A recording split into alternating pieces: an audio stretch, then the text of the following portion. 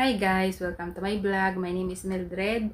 At kung ikaw ay bago sa channel ko, please subscribe to my channel. Bigyan ko lang kayo ng idea para sa mga gustong mag-apply bilang isang domestic helper dito sa Hong Kong.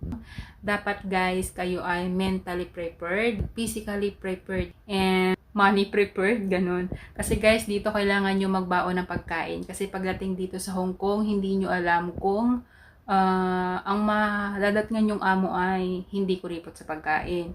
So, kaya ako sinabing money prepared. So, of course, kailangan yung magbaon ng pagkain. Yung tansya nyo, hindi kayo magugutom sa loob ng isang buwan.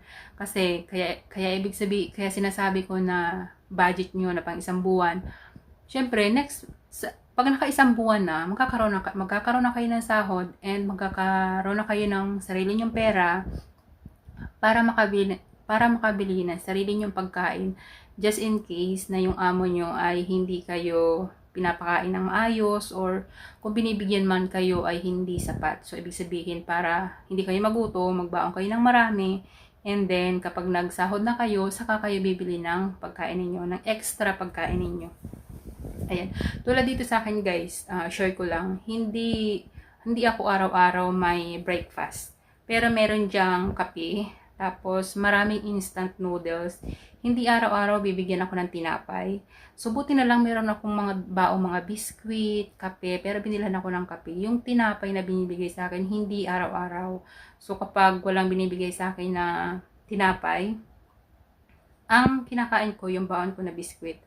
At nung naka-10 na ako, bumibili na ako ng sarili kong tinapay para araw-araw meron akong expected na breakfast.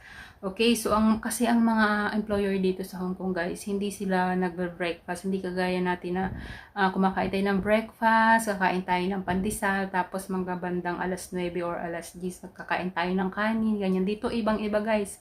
Kaya dapat mentally prepared kayo sa mga ganon. Tapos yung sinasabi ko naman guys na physically prepared, dapat malalakas. Dapat malakas ang pangangatawan ninyo, malakas ang inyong resistensya. Kasi kapag kayo guys ay namalingke, huwag niyong asahan guys na merong tricycle dito. Kasi sobrang haba guys ng nilalakad. Alam ko na yun. Alam nyo ba, mapapasabak kayo sa unang lakaran pagdating nyo pa lang dito guys. Kasi pagdating nyo dito guys sa Hong Kong, diretso agad kayo sa medical at sa pagkuha ng Hong Kong ID. So mahabang lakaran guys ang mangyayari. Gad nyo pa ang inyong maleta. Kaya ito pa isa pang tips na aking ibibigay sa inyo. Huwag kayong magdala ng mabigat.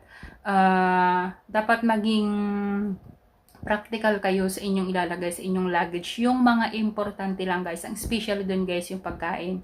Yung damit, siguro magdala lang kayo ng mga 3 piraso or 5 piraso. Sure. 5 piraso. Kasi dito guys, mura lang naman yung mga damit. Kaya wag na kayo magdala ng maraming damit, pagkain ng inyong dalhin. So yun na nga yung sinasabi ko, na pagdating pa lang dito from airport, bangag pa kayo, puyat kayo dahil kung gabi yung inyong flight or madaling araw yung flight nyo, bukod sa bangag kayo sa biyahe, syempre, hindi na halos kayo makatulog kapag malapit na yung flight, kasi syempre nagwo-worry kayo kung ano ba yung magiging amo, kung mabait ba yung magiging amo, ganyan. Okay, so yun yung unang madadanasan nyo.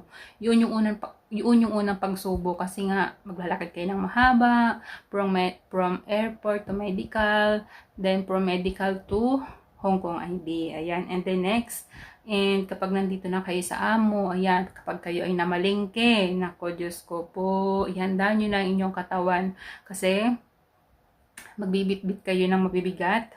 Siguro mga worth of 20 kilo or hindi naman siguro 20 kilos, siguro mga 10 kilos or siguro mga 10 kilos.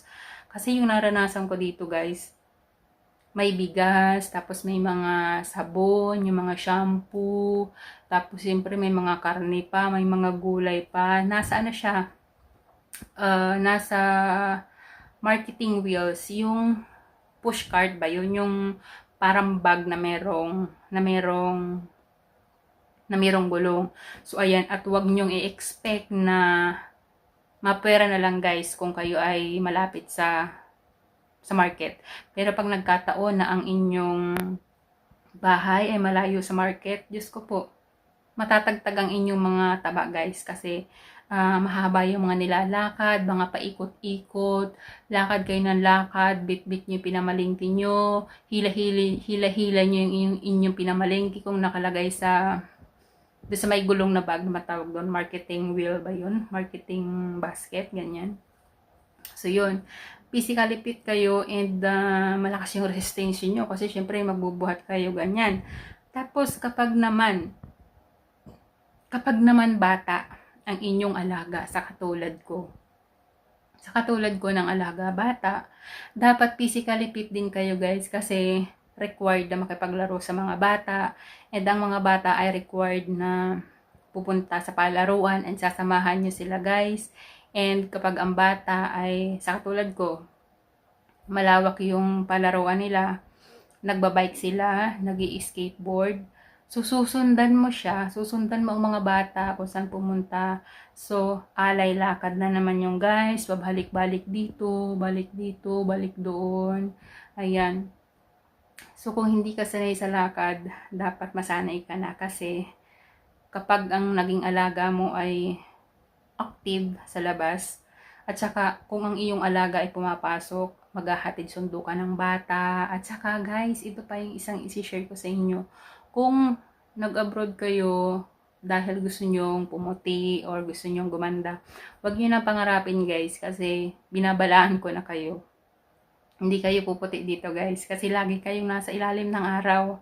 Alam niyo yung para tayo ditong magsasaka, nagtatrabaho sa ilalim ng araw. Kasi guys, dito walang katanghalian, walang alauna ng hapon, walang 12:00 na tanghali.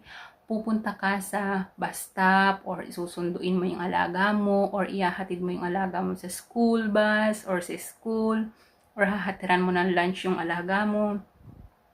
Mainit, walang umuulan, susuungin mo yan guys. Ganyan, kaya dapat physically prepared and mentally prepared kayo. Ganyan. And sabi nga sa agency, expect the unexpected. Ibig sabihin, mag-expect kayo sa hindi nyo inaasahan. Ganyan, huwag kayo mag-expect na pagdating nyo ng Hong Kong, sobrang bait ng amo nyo, malawan ang trabaho. No guys. Expect the unexpected.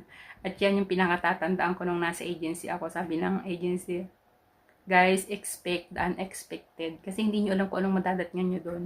Basta ang importante kung trabaho ang hanap nyo, as long as hindi kayo sasaktan, as long as bibigay naman yung sahod nyo, kahit, sabi ng agency, kahit kulang sa pagkain, malaki naman yung sahod natin dito guys. Kahit bawasin natin sa sahod natin, malaki pa rin yung sahod natin. Kahit bibili tayo ng pagkain natin, malaki pa rin yung ating sinasahod dito sa Hong Kong kumpara sa ibang bansa. Okay? Kasi kinuwenta ko. Sabi ko, kunwari bibili ako ng aking lunch or kunwari bibili ako ng breakfast ko sa loob ng isang buwan. Tapos, kinuwenta ko na rin yung mga gastos ko tuwing day off and kinuwenta ko yung mga titira. Malaki pa rin. Malaki pa rin kumpara sa ibang bansa tulad ng Singapore, tulad ng Saudi, ganyan. So, sa mga gustong mag-apply bilang isang domestic helper dito sa Hong Kong, be prepared. Mentally and physically prepared kayo. Okay? So, maraming salamat sa panonood. And, sa mga gustong mag-apply dito sa Hong Kong, kung gusto nyong mag-apply sa agency ko, comment lang kayo sa baba para ituturo ko sa inyo kung paano mag-apply and kung saan yung agency and pwede ko kayong i-directa dito sa broker ko sa Hong Kong. Okay? So, see you!